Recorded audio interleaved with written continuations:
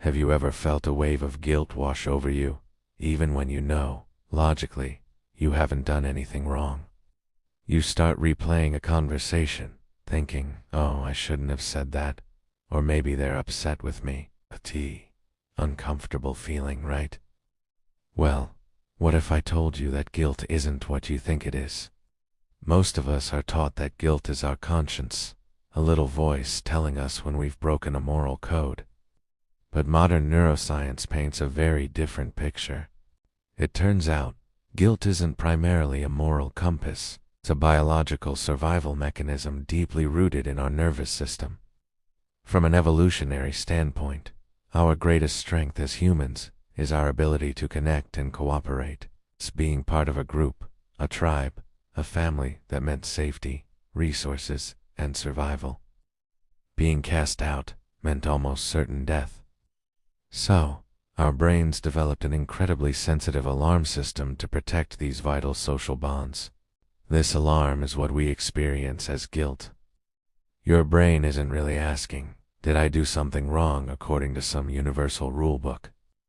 Instead, it's asking a much more primal question. Am I about to lose connection with someone important? If your nervous system even senses a potential threat to a relationship, that guilt alarm goes off. It doesn't matter if you actually made a mistake. It's the simple fear of disconnection is enough to trigger it. Think about it. Why do you feel guilty for setting a boundary, like saying no to a request you just don't have the energy for? You haven't done anything wrong, but your brain perceives a risk. This person might not like me for saying no. This might damage the connection. Boom. Guilt. Why do you feel guilty for resting when you think you should be productive? Your brain might be interpreting this as not pulling your weight in the tribe, which could lead to disapproval or abandonment. This is why guilt can feel so overwhelming and irrational. It's not a logical assessment of your actions. It's a powerful, visceral, life or death signal from a part of your brain that's just trying to keep you safe and connected.